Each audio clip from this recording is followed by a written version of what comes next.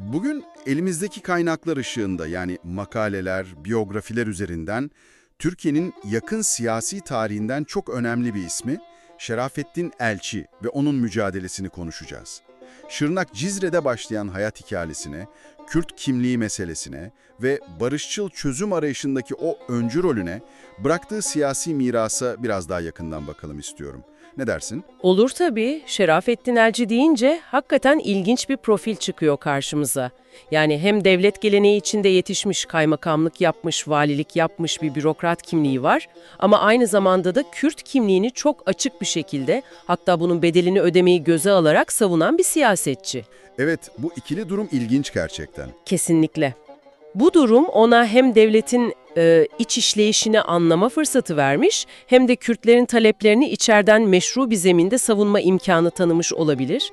Mirasının gücü belki de bu içeriden ama aynı zamanda muhalif duruşundan geliyor. Kaynaklara baktığımızda doğum yeri Şırnak'ın Cizre ilçesi. 1938. Bunu netleştirelim. Cizre ve Mardin'deki ilk eğitimden sonra Ankara Üniversitesi Hukuk Fakültesinden mezun oluyor. Sonra avukatlık ve ardından siyaset. Adalet Partisi ile başlıyor, 1977'de de milletvekili seçiliyor. Evet, o bürokrasi geçmişi çok kritik ama. Yani kaymakamlıklar yapmış, Diyarbakır'da vali yardımcılığı, hatta valilik görevlerinde bulunmuş. Bu bölgeyi ve devletin yapısını çok yakından tanımasına sağlıyor. Fakat işin ilginç yanı, daha gençlik yıllarında bile mesela şu meşhur 49'lar davası var bilirsiniz. O dönem Kürt aydınlarına yönelik bir davaydı bu.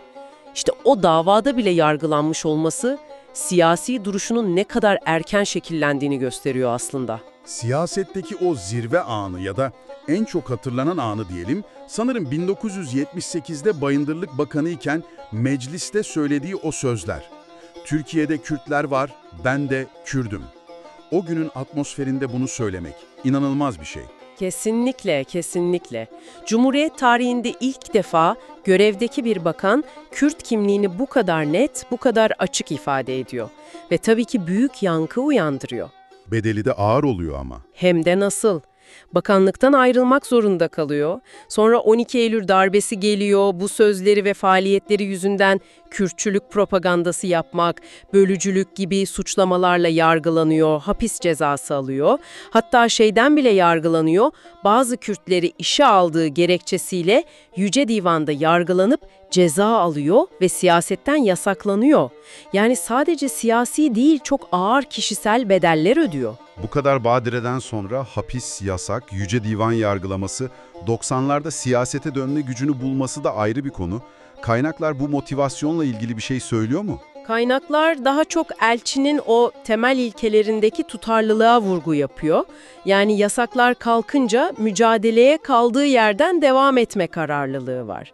Mesela Kürt Hak ve Özgürlükler Vakfı'nı kuruyor ki bu isminde Kürt kelimesi geçen ilk resmi vakıf olması açısından çok sembolik bir adım. Evet, önemli bir adım.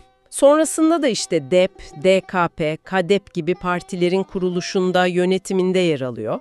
Tabii o dönemde de engeller bitmiyor. DEP kapatılıyor mesela. Peki fikirleri neydi bu süreçte? Yani bir değişiklik oldu mu temel yaklaşımında? İşte işin ilginç tarafı, hayır, ana eksen hep aynı kalmış gibi görünüyor. Kürt kimliğinin anayasal güvenceye alınması, ana dilde eğitim gibi kültürel hakların tanınması, bunlar hep var. Şiddeti her zaman çok net bir şekilde reddediyor.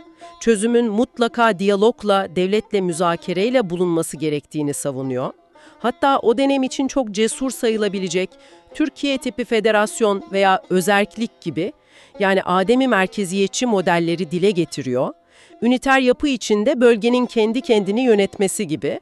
Anladım. PKK şiddetini eleştiriyor ama çözüm için devletin onları da bir şekilde muhatap alması gerektiğini söylüyor. Hatta barış için sedye ile Kandil'e giderim sözü var. Diyaloğa ne kadar açık olduğunu gösteriyor. Formülü de net. Kürtleri tatmin etmek, Türkleri ikna etmek. Ve sonra uzun bir aradan sonra 2011'de BDP destekli bağımsız vekil olarak tekrar meclise dönüyor. Orada da yine bir çıkış yapıyor. Meclis yeminini faşizan ve şoven bulduğunu söylüyor. Yine gündem oluyor. Evet, vefatına kadar yani 25 Aralık 2012'ye kadar bu barış ve demokratik çözüm çağrılarını hiç bırakmadı.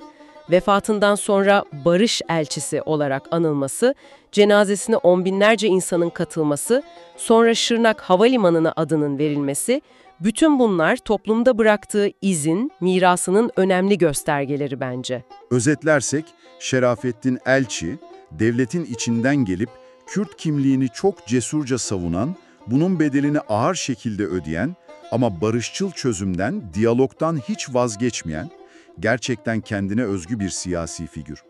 Peki, bütün bu konuştuklarımız, onun hayatı ve mücadelesi bugüne ne söylüyor olabilir? Elçinin mirası aslında bizi çok temel ve hassas bir denge üzerine düşündürüyor, değil mi? Yani bir tarafta temsil ettiğin halkın kimlik ve hak taleplerini güçlü şekilde savunmak var. Diğer tarafta ise devlet yapısı içinde kalarak çözüm kanallarını zorlamak, müzakereyi hep canlı tutmaya çalışmak. Bu içeriden ama aynı zamanda muhalif duruşun getirdiği o zorlu denge arayışı. Sizce günümüzdeki benzer kimlik sorunları ve çözüm tartışmaları için ne gibi dersler barındırıyor olabilir? İşte bu hakikaten üzerine düşünmeye değer bir soru.